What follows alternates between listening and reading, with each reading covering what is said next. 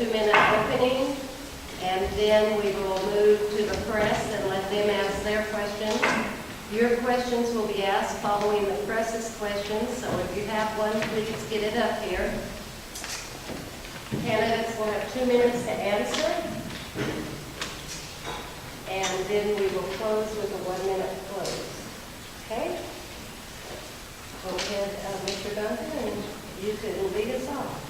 Thank you very much for this opportunity. It's great to be here in Cherokee County, and this is a home game for us. I live just a few miles down the road in Forsyth County, so it's great to look at the schedule and see us this close to home. So close that my wife Brooke got to join us this evening. Somehow we figured out a way to get our 3 boys squared away. So this has been an amazing journey for our family to run for lieutenant governor. We started this process 12 months ago at ground zero, and virtually probably nobody in this room knew who Jeff Duncan was, and of course folks around the state didn't. But fast forward 12 months, fast forward hundreds of speeches and stops on the campaign trail, thousands of supporters and volunteers, and hundreds of thousands of dollars worth of contributions. We are right in the thick of this. The polls have us tied for the lead, and here's why. I think there's a number of reasons, but I'll highlight a couple. One is, I'm not a career politician, and that seems to be a big deal these days to Republican voters. Secondly, I've got good perspective, the perspective of what the voters have. I'm looking through the lens of a small business owner. I'm looking through the lens of a father of 3 boys coming through the public school system. I voted no on over $1 billion worth of tax increases in my 5 short years in the General Assembly. I'm certain you'll hear something about that this evening. Last but not least, people believe me when I say I believe we need to create a culture of policy over politics down at the Georgia Capitol. Look, there's no doubt when you walk away this evening there will be a great contrast between myself and my opponent, a contrast that I've been proud to tell everybody about across Georgia for the last 12 months. Thank you. It's a tremendous privilege to be here this evening in Cherokee County. I've attended dozens of candidate forums all across Georgia, and it's interesting to me that every Republican candidate for office at every level says basically the same thing. We love God and America and our families. We're for lower taxes. We're pro-life. We're for the Second Amendment. We're conservative. We want to drain the swamp. We like President Trump. We're conservative. And it's got to be confusing to those of you who've got to make up your mind. How do you sort between all of these people saying basically the same thing? And what I would encourage you to do is look carefully at the records that we have compiled while in public office. I've served for 16 years in the state Senate. Jeff Duncan served for 5 years. The other candidate who's not here tonight served for 7 years. And all of us built records, and I'd ask you to examine those. And I think that when you look at those records, you will see that I have led on every conservative issue that you care about. I'm the only candidate for lieutenant governor who's rated A+ by the National Rifle Association. In fact, the NRA endorsed me to that.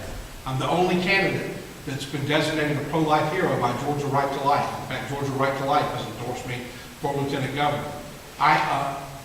On a range of issues that we care about, I have led. When I was elected to the state Senate in 2002, we used continuation budgeting.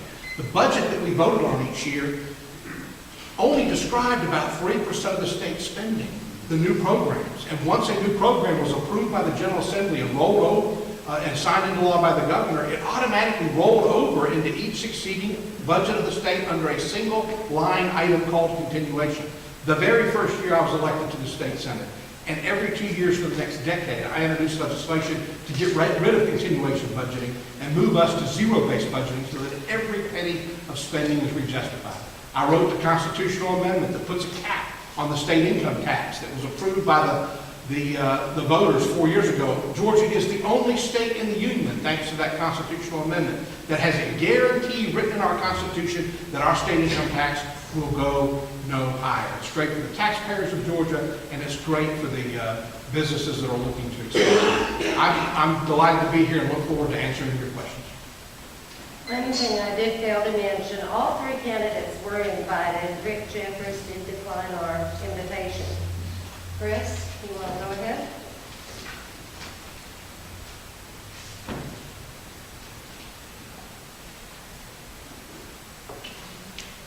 Fred? This question will be for both of the candidates, and it will be something that you mentioned in your opening, but should endorsements, i.e.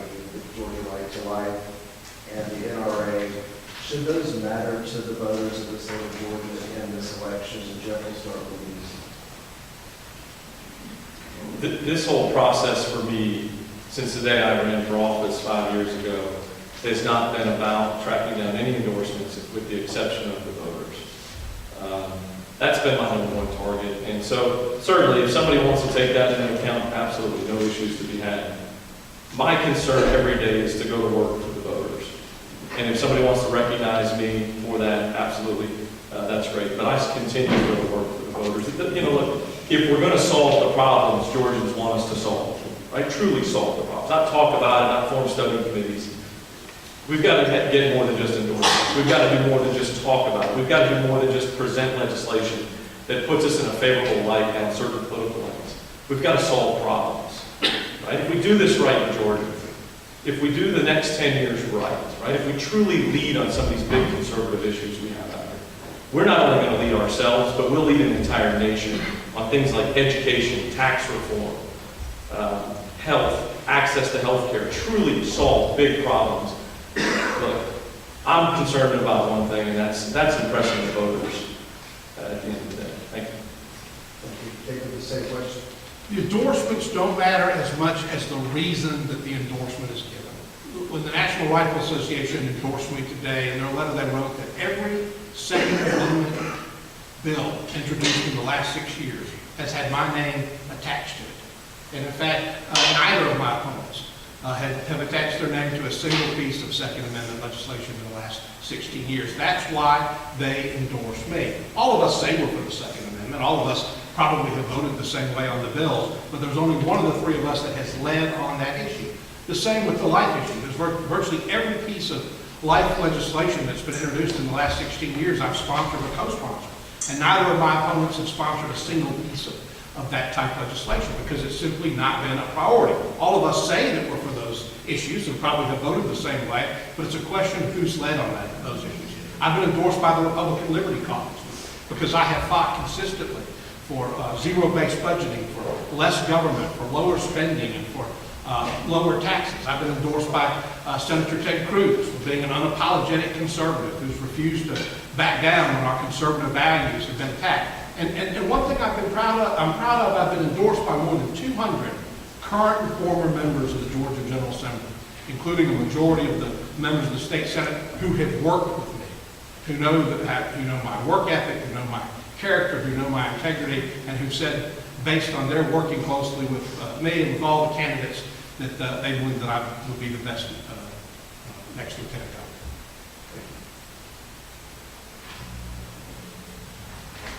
Thank you both for being here again. My first question is a very general one, and I'm sure you have a lot to say, so I apologize for making you cram in 2 minutes. They can't hear you. The audience can't hear you. Okay. My apologies. Is this better? No. No. Maybe You not. need to speak into the, All right. Well, what is your top priority if elected? The first thing you're going to look to accomplish? Start with the street. I want to change the process under which the General Assembly operates. I was elected 16 years ago in a special election that saw me sworn in on February the 18th, 2002. It was the middle of the 2002 legislative session, day 20. Roy Barnes was the governor, the Democrats controlled the House and the Senate. And on that day I was sworn in, we voted on 3 bills. The next day, day 21, we voted on 1 bill. The day after that, we voted on 2 bills. And it continued like that, 1, 2, 3, 4 bills, until the 39th day of the legislative session, when we voted on 80 bills and stayed there till 1 in the morning. And I said, the Democrats are doing this to us on purpose, so that none of us understand what is in these bills, and nobody outside this building understands what is happening. And I also said that when the Republicans take over, we're going to do things differently.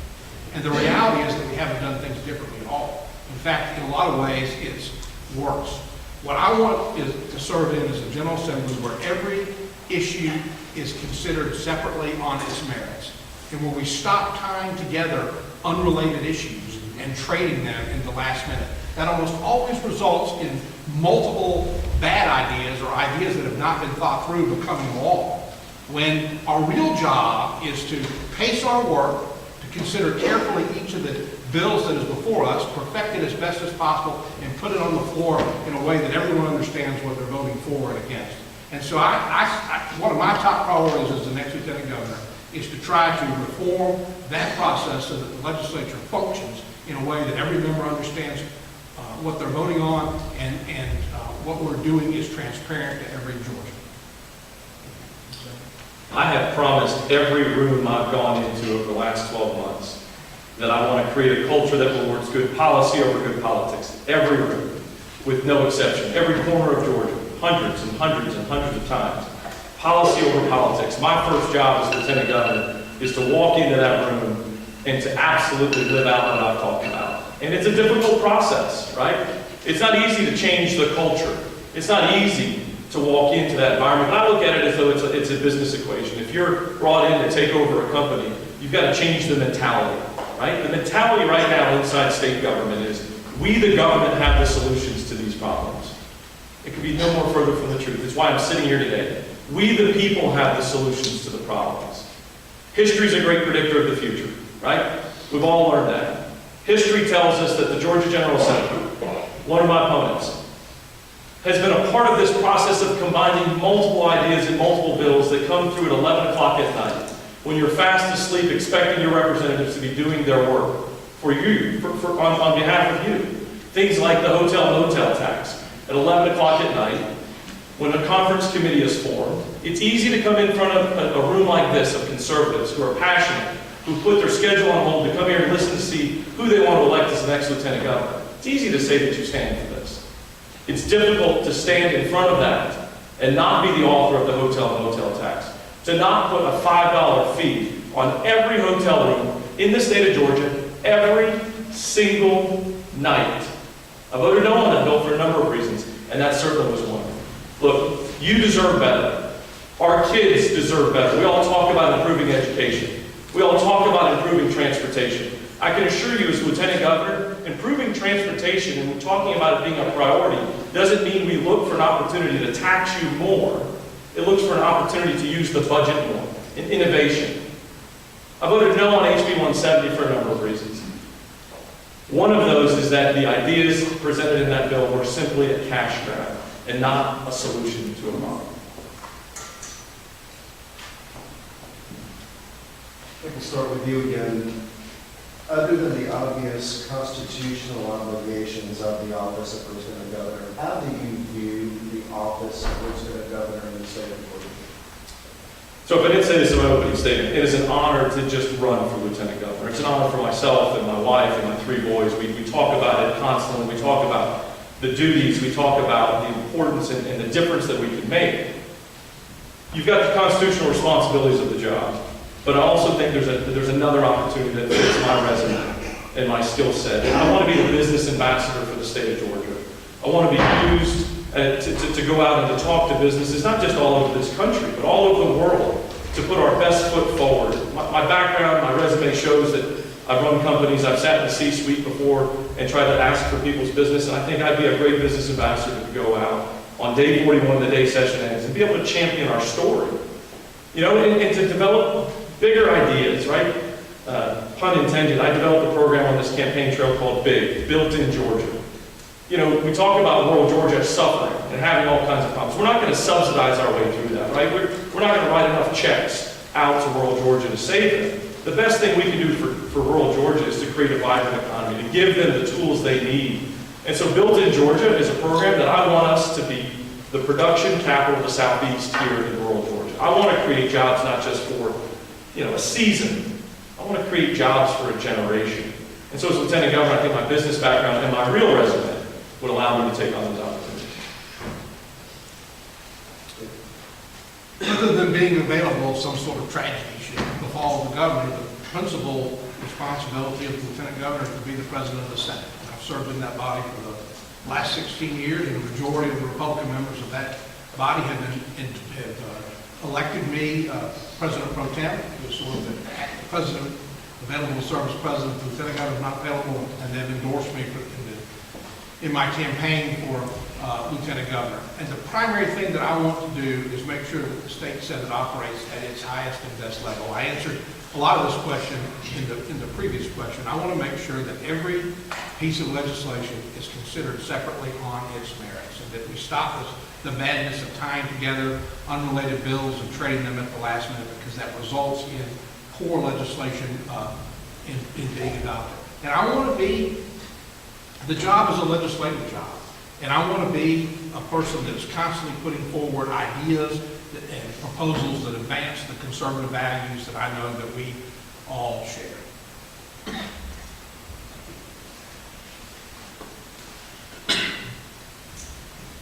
My next question is, virtually everyone in both lieutenant governor and governor races are campaigning almost first and foremost on cutting government spending and reducing waste. My question is to both of you, where specifically is that waste? Where would you cut from? I've got one of the things that I'm the most proud of in the 16 years that I've served in the state senate is the zero-based budgeting initiative that passed. It forces us to rebuild 1/8 of the budget from scratch every year, so that over an 8-year period of time, a typical time that a man or woman serves 2 terms as governor of Georgia, we're looking at all proposed spending, even stuff that had been approved even years or decades earlier. That is a powerful tool that lets the members of the General Assembly be better stewards of your tax dollars. But in the end, it is just a tool.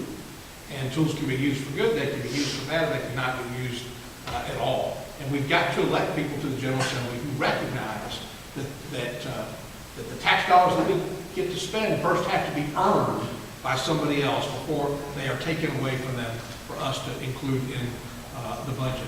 I've sponsored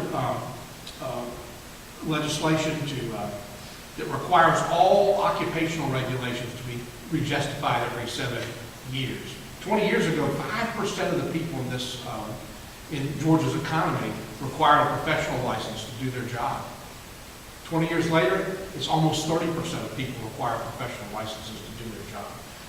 I passed legislation that requires all of these occupational regulations to be rejustified every 7 years. I passed a bill 8 years ago, it was vetoed, but it would have required all state agencies to be rejustified every 7 years to make sure that they were still fulfilling the function that they were originally intended to serve. I think that we've got a duty in the 40 days that we meet as a General Assembly to dig deeply into every expenditure and make sure that the expenses that have been proposed are serving the needs that have been identified.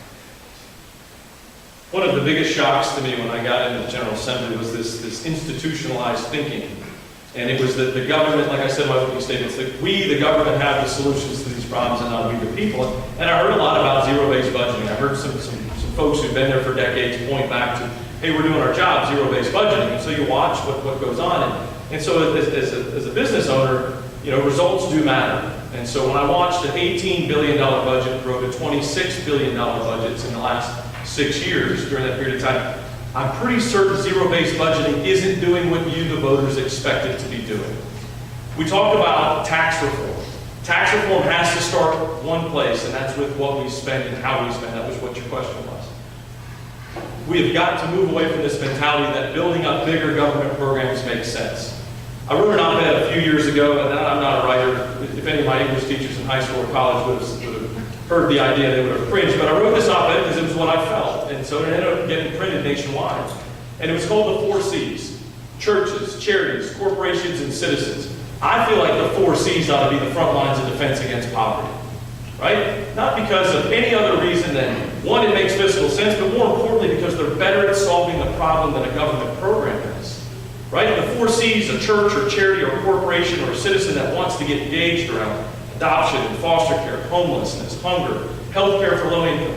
They show up with tools that the government could never bring, like innovation, exit strategy, volunteerism, things that government programs on their best day couldn't perform. And so if we want to talk about tax reform, if we truly want to take steps towards eliminating the income tax, which everybody in this race I'm assuming does, then we've got to start looking at what we're spending and realizing that the government isn't going to be the answer to those problems.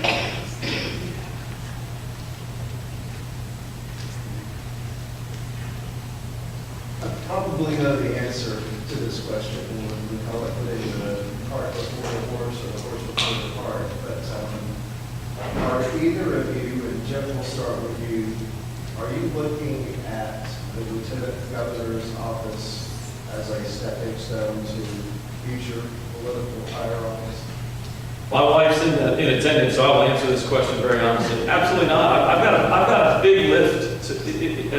As a next lieutenant governor, I've got a lot of hard work in front of me. This job I take seriously. I took my job as a state legislator very, very seriously, right? I ran for office the first time because I walked into a church service and got challenged to stop complaining and start doing something about it. Never thought about it before that day. This is the same opportunity. I'm running for lieutenant governor, not for a stepping stone, but because I think I can do it better, bolder, and create this culture of policy over politics. And so I've got a lot of work to do in the 4 years that I'll serve as lieutenant governor. And here's what I will tell you. At the end of 4 years, Georgia's going to have an opportunity to figure out if they want to re-elect Jeff Duncan as lieutenant governor. And here's what they're going to say. They're either going to go, that Jeff Duncan is so worried about policy, we need a better politician in there. My guess is that's not going to happen. My guess is Georgia's going to look at the lieutenant governor's job and the process I've built around it and the standard and say, that's the golden standard. That's what we want other bodies in our state, our local communities, our local governments to operate like. And so I'm going to work as hard as I can for 4 years and create the golden standard of policy over politics. That is my commitment to this room and to the state of Georgia. Well, obviously, you don't run for lieutenant governor unless you're going to be available to serve as the governor if some tragedy should fall. Unfortunately, that's never happened. I doubt it will happen, and I hope it doesn't happen. My real interest in being lieutenant governor is to serve as the president of the Senate and try to repair some what I believe are broken processes that have made that have hampered our operations and resulted in legislation not as good as it could be becoming law. So that will be my focus for the 4 years that I serve as lieutenant governor. I'm fortunate to be elected in this election.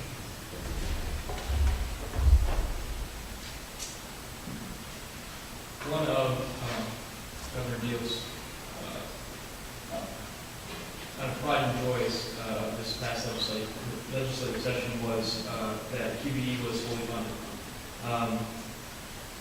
Now that it is fully funded for the first time since the recession, would it be a priority of yours to keep that going? And is there anything further that you feel needs to be done? My turn to go first. One of the things that I'm proud about is that during this session of the General Assembly, we passed the first and only and largest income tax cut in the history of the state. It'll return about $5 billion to Georgia citizens over the next 5 years. And at the same time that we were doing that, we fully funded the education formula for the first time since it was adopted in the 1980s. I personally do not trust politicians. And I think that the real way that you make sure that our money is spent as wisely as possible is that you limit the amount that is available to them.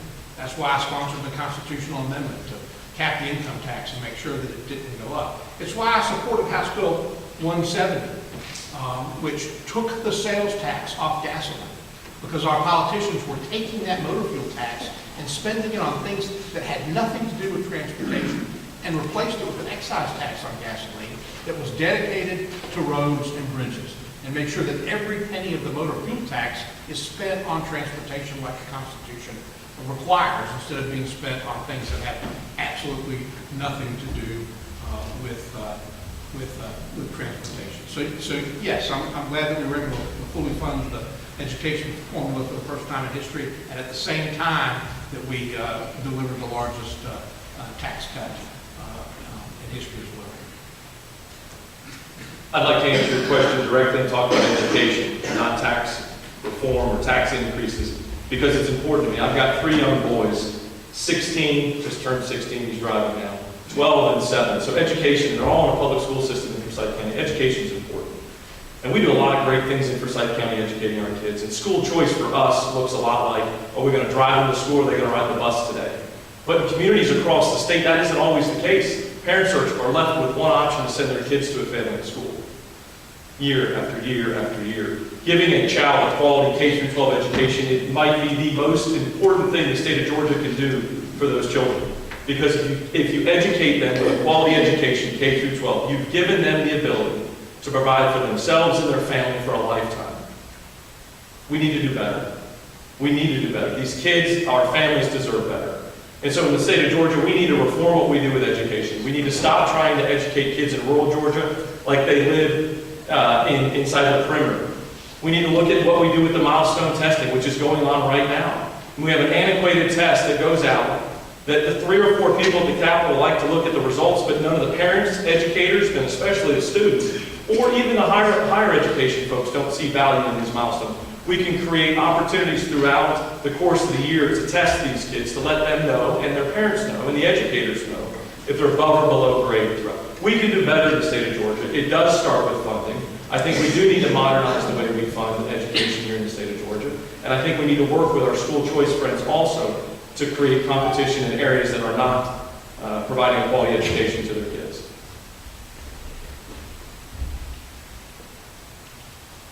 Not only did the fiscal year end with the balanced budget, Georgia actually had a surplus. Does that make it any more difficult to get a consensus among fellow lawmakers to make additional cuts, to find the ways to eliminate that when you're sitting there with a surplus? The answer is yes. I don't want to call it a surplus, right? These folks in this room are too smart to call it a surplus. We've overtaxed them. We've taken dollars out of their pockets, out of their businesses' pockets, out of their kids' pockets, right? We've taken dollars. We've overcharged them for the operations here in the state of Georgia. Tax reform is a big deal. We watched President Trump walk his tax reform package across and return real dollars to real businesses. Everyone in this room now has more dollars in their paycheck at the end of the 2-week pay period or the end of the month pay period than they did before the year started. Right? That's what tax reform looks like here in Georgia. So I see a surplus. That's not my money. That's not Senator Schaefer's money. That's not anybody in the state of government, in the state of Georgia. It's the taxpayers' money. Right? We're all going to walk to the mailbox tomorrow and part ways with dollars that we didn't want to part ways with. Right? It's tax day tomorrow. We got to do a better job. I think if we put on display, and I've said I'm going to give it everything I've got to at least take the first step in trying to eliminate the state income tax by, in my first 2 years, getting 2 percentage points off of the state income tax. This year was a great first step. I think over the next 2 years, I'm going to be able to take it down a half a point. But that still doesn't make us competitive with our neighbors. And so it's an opportunity to take 2 additional points off of the income tax. Does a couple of things. One, it's the right thing to do because we are running with quote-unquote surpluses. But 2, we get to go put on our conservative principles. We get to put them on display. Right? Because I know, and you know, that if we put these dollars back in the hands of the taxpayers, you're going to redeploy those dollars, whether it be investing in your business, sending your kids to a better college, whatever you want to do with those dollars, we know you're going to redeploy those dollars the way you want to redeploy them. And so 2 percentage points and taking additional cuts is a big deal, and I think we get to champion it, and that just starts the motion. Right? Once we can prove these tax cuts continue to work, even the liberals are going to realize that we're on this.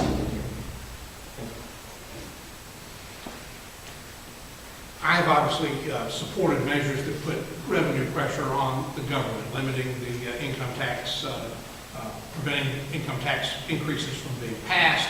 I was the only candidate for lieutenant governor that voted for the $5 billion income tax that was passed this year and signed into law by Governor Deal. But it's not really fair to say that there's a surplus in the budget. The surplus that you're talking about is actually will cover the operation of state government for about 30 days.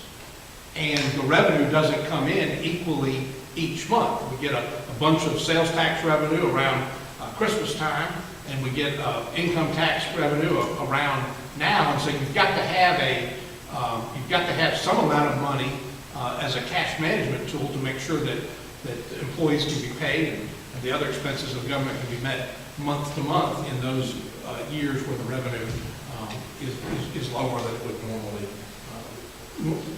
is lower than it would be in other months of the year.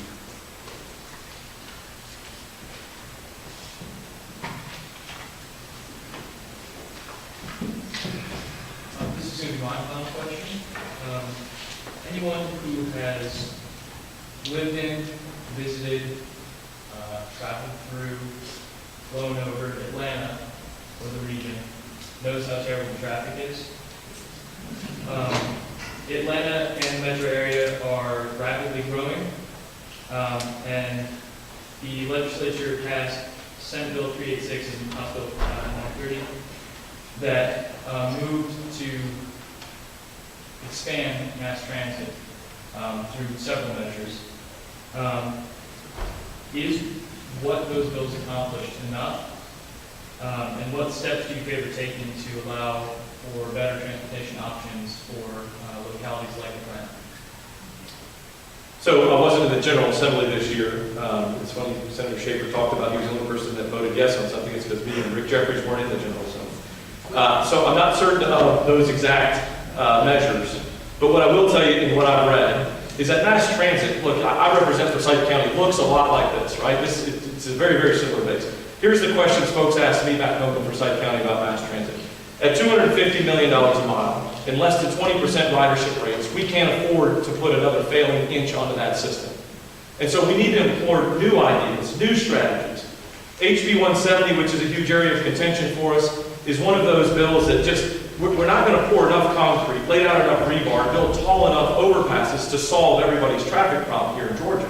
It's a much more sophisticated approach. Things like enhanced rideshare networks, right? How many folks don't ride MARTA because they don't have a car? They can't get the first mile to the station or the last mile back home.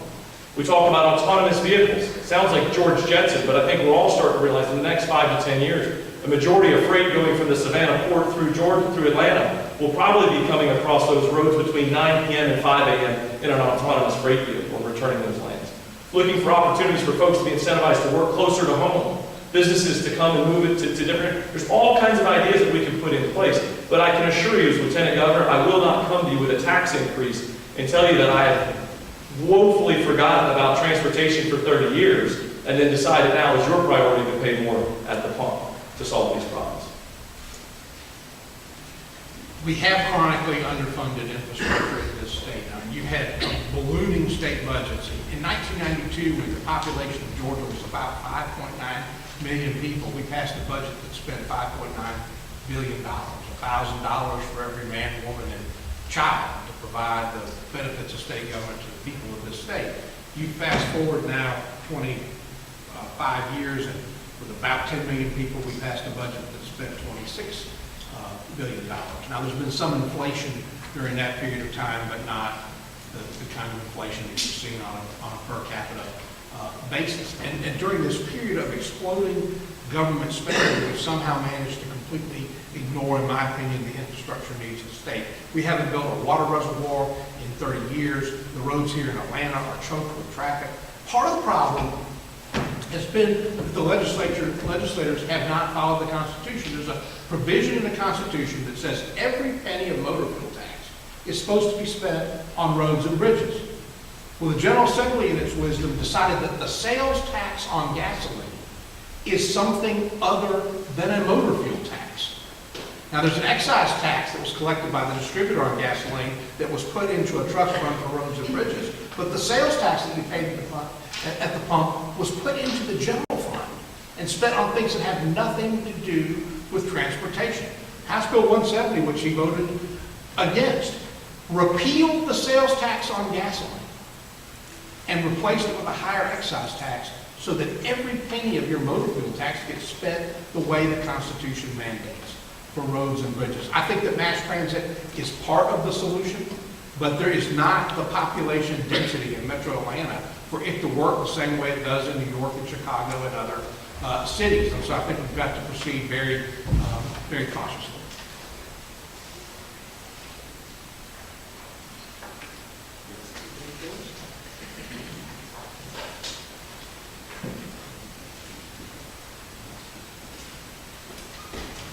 You just finished, right? So we'll start with you, Chuck. Senate Bill 414. It was expressed earlier concern about the proliferation of professional licenses. These licenses serve as often unnecessary barriers to the workplace. Did you vote to license music therapists in 2012 and again in 2016 to licensed lactation consultants. I did not vote on the 2012 because I was not elected yet, but my recollection is I voted against the lactation licensing bill. David? I supported the lactation licensing bill. The lactation consultant actually has to do with encouraging new mothers to breastfeed. And I actually do believe that mother's milk is the most nourishing food for children, and that we ought to encourage breastfeeding, and I supported the lactation consulting legislation, the lactation legislation. State retirees have lost 30% of their purchasing power over the last 10 years. As President of the Senate, please describe the actions you will undertake to return the employee retirement system to 100% actuarial funding and restore the historic 3% COLAs to retire. David? Yeah, I'm going to get these statistics. These statistics aren't exactly right, but 10 years ago, I believe that every pension fund was more than 100% funded, which means that there was more assets on hand to meet the current and projected expenditure. And because of the recession and the decline in the stock market and the loss, our investment losses, virtually every pension fund is now underfunded. And that is going to require, hopefully, as President Trump continues to make America great again and the stock market rebounds, that some of those investment losses will be recovered. But there is certainly the possibility that we might have to appropriate additional money to make sure that those pension funds are sound. I will tell you that we're in better shape than most states in the union. We're one of only 7 states in the union that have a AAA bond rating, and states like Illinois are actually issuing IOUs to lottery winners instead of cash, and using the lottery funds to cover their shortfalls. I was raised in a home that taught me to honor my word. I'm raising 3 boys and teaching them to honor their word. And if we made an obligation as a state, we need to honor our word and we need to carry through. But here's the part that concerns me. We're the only entity in the world, government is, that's not looking to modernize the retirement system. We can't afford to pay out systems of generations ago. It doesn't work. The economy is more sophisticated, it's more nimble. Expectant lives are more, there's so many variables. All of your businesses have figured this out already.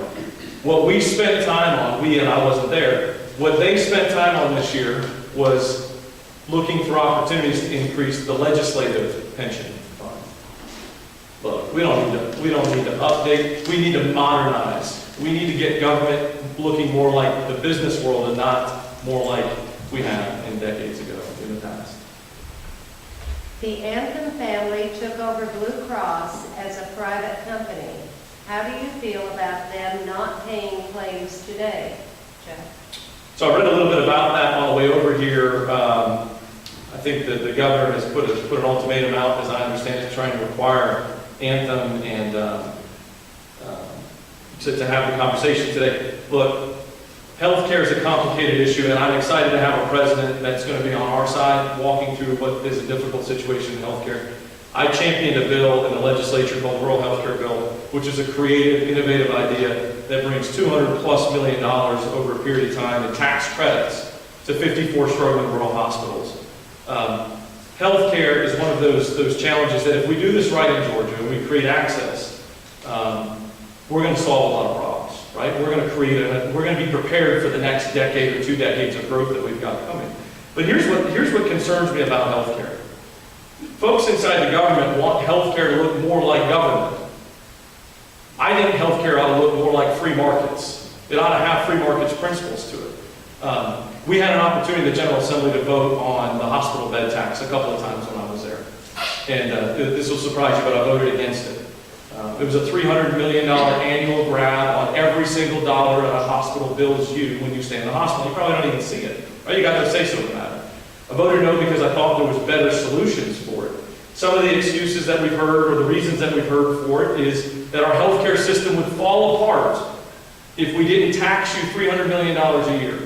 I heard that one other time. It was when Barack Obama told us we needed Obamacare.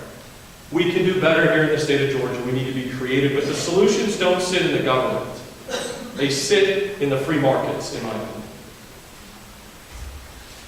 I think there was a misleading suggestion, I think, in your prior answer that I supported changing the legislative retirement system or working on that during this session of legislation. That's not, this session of legislature, that's not true. I'm not in favor of increasing the legislative benefits of the retirement benefits of legislators. Legislators are part-time officials, and I'm not sure they have retirement benefits to begin with.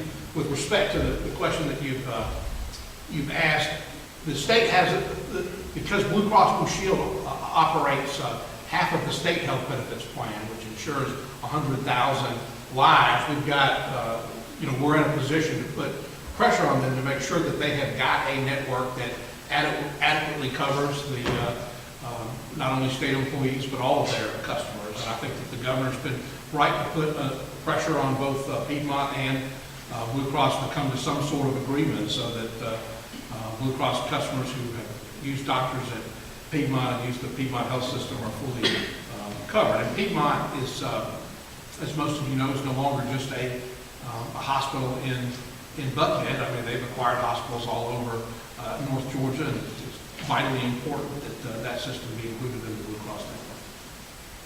What is your education, David? I graduated from Peachtree High School, a public school in DeKalb County, Georgia, and graduated from the University of Georgia with a degree in government. I graduated from Chattahoochee High School with my lovely wife. She's actually a year younger than me. She looks a lot younger than that. Went to Georgia Tech on a baseball scholarship, interesting enough, and got to spend 3 great years playing on some incredible baseball teams. Got to go to the College World Series my freshman year in 1994. And I'll brag for a minute, a couple of good teammates, Nomar Garcia-Parra and Jason Veritek, and some big names that I got to try to throw BP to. My junior year, I got drafted by the Florida Marlins organization and spent 6 years in the minor league system. And I love to tell this part of my story because it's an important part of my story. It's who I am. Part of my deal was with the Florida Marlins, and my dad sat in the room with me as we negotiated a contract for them to pay for my last year of schooling. And so as soon as my career ended, of course, I got married after I got drafted, and we spent 6 seasons playing. And so when we got done, my wife and I made a decision. We said, you know what, we want to start to have kids. We need to make some money. So I went to work, and we started our first company out of our house. And it's called Striking Solutions. Interesting name, right? And so it was a company, it was just the 2 of us, and we grew it. We said, hey, when we get enough money, I'll go back to school, and we can operate the business. And sure enough, we grew the business. We grew to a 10,000 square foot building. We hired people in multiple states, and we sold the business years later. And then we went into the next opportunity and the next opportunity. So my highest level of education is a junior at Georgia Tech, and I'm proud of it. Thank you. Would you support applying Georgia Sunshine Law, Open Meetings Law, Open Records Law to the Georgia General Assembly currently exempt? Yes, yes, yes, yes, and I think you asked another one, yes. Look, it makes sense, right? It's absolutely. I remember walking in and I knew nothing, right? When I won the election in 2012, walked in 2013, I walked into a room with my wife and 3 boys, and I realized something really quickly. There was 179 people. I didn't know who they were. I didn't know anything about them. I knew what my values were. I knew what my conservative principles were. And one of the most astonishing things was when somebody, a senior chairman, walks up to me and somehow off the cuff, I heard him say something about, well, just send it on your state email. Those aren't discoverable, or those aren't open to the sunshine laws. It just blew my mind that we would operate investigations into legislators, all kinds of opportunities for us to put on display. Look, our job is to earn your trust, not to hide from you, not to keep anything secret. If I can't tell you in public what I'm doing in private, what trust am I going to earn in you? I will stand firmly to opening up the sunshine laws. I believe both the open meetings law and the open records law ought to apply to the legislative branch of government. One of the things that I'm most proud of when I served as President Pro Tem of the Senate, I chaired the Senate's Committee on Administrative Affairs. And one of the things that I said I would do when I was elected to that position, and I was able to accomplish before I left it, was to wire every committee meeting room in the state capitol so that the committee meetings of the State Senate are broadcast live over the internet and archived for anyone to see, so that you don't have to take off time from work in the middle of the day or drive to Atlanta to see your legislators at work, affecting the bills that will impact your lives. Are you willing to change the age for people to buy firearms from 18 to 21 years of age? David? No. No, and I want to tell you the main reason why no. We send our 18-year-olds overseas to protect every one of us. And if an 18-year-old can protect our country, they deserve the right to have a firearm here. Look, I will assure you of this. No matter who you elect as your next lieutenant governor, as long as you're a Republican, myself and Senator Schaefer, Rick Jeffries, you will have a champion for the Second Amendment. There's no doubt about that. We are lockstep in our protection of the Second Amendment, and I can guarantee you that will continue to be the case. Do you favor the position of lieutenant governor being held to the Georgia Constitution, which was modeled after the U.S. Constitution, quote, to only vote to break tie votes, not to appoint committee chairmanships, etc., unquote? I've not used that context to compare the two. What I will tell you is that the current job description and checklist for the lieutenant governor is something I feel like I can be very, very effective in with this policy over politics. See, for me, as lieutenant governor, I'll have an opportunity to weigh in very heavily on who the chair people are in these committees, what the committees are made up of. And I want to take that serious. I'm tired, like many of you, of having 2 or 3 people make all the decisions at the Capitol. I think the representatives that you elect ought to have more say-so in the matter, ought to have more input. And so as lieutenant governor, if I'm the lieutenant governor, if you want to be a chairperson of a committee, show me and the rest of Georgia that you're really good at taking a good idea and making it great. Don't remind me that you went to my fundraiser. Don't show me a cutout in your newspaper that you endorsed me publicly. And don't tell me that you held your nose and voted yes on a bunch of garbage that you told everybody back home you wouldn't vote for. Show me that you're good at taking a good idea and making it great. What does that look like? How about education? We all talk school choice as Republicans, but we're not seeing the ball march down the field. As lieutenant governor, I will build an education committee that truly stands behind school choice and moves the idea forward. We talk about tax reform. I'm going to build committees that work for you, not for special interests. Work for you and understand that the more dollars you have in your pocket, the better you are. The state constitution actually does not give the lieutenant governor a vote to even break or make ties. The lieutenant governor is not a member of the state senate like the vice president is of the United States Senate in that tie-breaking capacity. He's only the president of the Senate. The Constitution also doesn't say who appoints the committees. That's a question for the Senate to decide. In 15 years that I've served, the Senate's adopted rules that, where at one point the lieutenant governor made those decisions, and at another point a committee of senators made those decisions, and currently it's made by a committee on assignments that's composed of both the lieutenant governor and a handful of Senate leaders. But those are really decisions under our Constitution for the Senate to make. And I certainly agree that we've got to do a better job of matching the skills and experience of senators to the positions that they seek. I think that all the committees can do a better job of perfecting the legislation. One of the words that I hate being used, but is used all the time down there in the Capitol, is that we need to move a bill, as if we're fulfilling some sort of fast food order.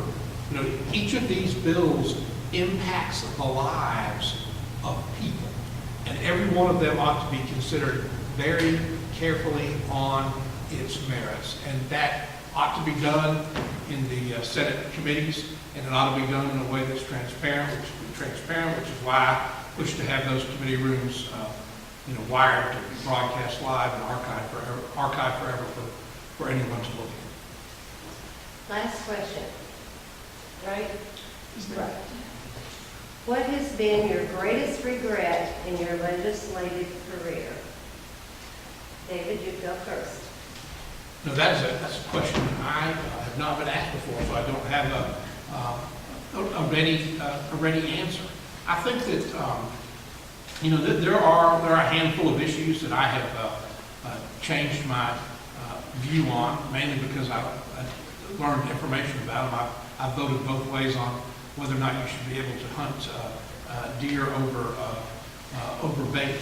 But I think that as I look back at the 15 years that I've served, I'm proud of the fact that I have done everything that I can possibly do to limit the growth of government by putting in barriers that will forever be there to prevent taxes from being increased, and by reducing the amount of revenue that is available to the politicians. The reality is that no matter how much money comes in, the politicians will spend it.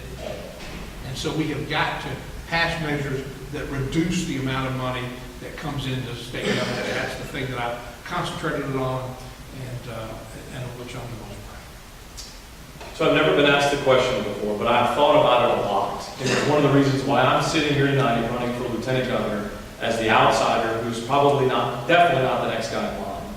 My biggest regret is that I couldn't convince enough people to vote no with me on some of the biggest, worst ideas we've seen come through the General Assembly. It frustrated me that on the 10th day in the General Assembly, after getting elected in a Republican primary, with a room that was told to me to be a supermajority, or virtually a supermajority, that we would vote yes on a hospital bed tax that would create a $300 million additional tax. It frustrated me that I was one of 17 people in that room to hit the no button. It frustrated me that I walked into a chamber in 2015 on a hospital or on a transportation, the gas tax bill.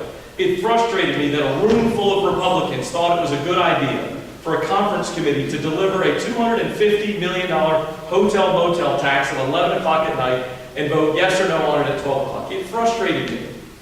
And it's what's driven me to get here. Look, this is a big leap for us, but I'm excited about it. And folks around Georgia are encouraged to know that somebody's willing to stand up and show the track record that they've got. My biggest regret is that I couldn't convince more people, but as the leader in a leadership position, I look for an opportunity to take people, show them what these ideas look like, the harm that these taxes do to communities, and to try to get us to bring new ideas to solve old problems. Okay, that's it. Josh, I forgot, who did the opening first? You did? Okay, David, would you do your close, and Jody follow him, please? I'll close with an admission. When I was younger, I struggled in Sunday school. I had trouble with the parables of Jesus in particular. I did not understand the wisdom of leaving 99 sheep unguarded because one sheep ran away. I had a real problem with the runaway son getting the feast and the dutiful son having to do all the work to prepare it. And I did not understand turning to other sheep at all.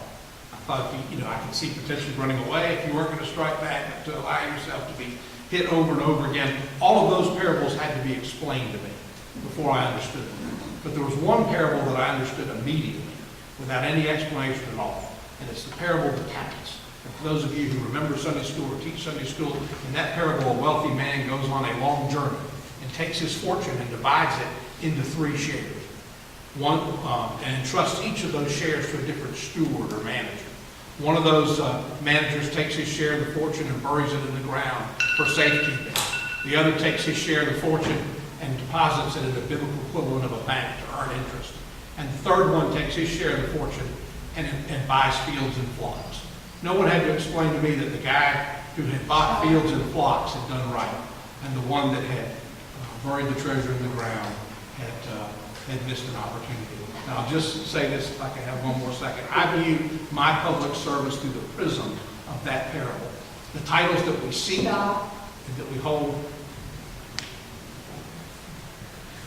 the titles that we seek and hold don't mean anything in and of themselves. It's what we do with them. I apologize to you, Ms. Linda, for going over my sentence. I didn't want to cut short on the parable. It's an honor to be here tonight. Thank you for coming. This is our version of date night tonight, my wife and I. We got to eat at Chick-fil-A and we'll get home in time to tuck the kids in. So honor to be here, honor to run for Lieutenant Governor. If you walked into this room and decided that you needed to vote for the next guy in line, if you needed to vote for the person with the longest political resume, I'm not your guy.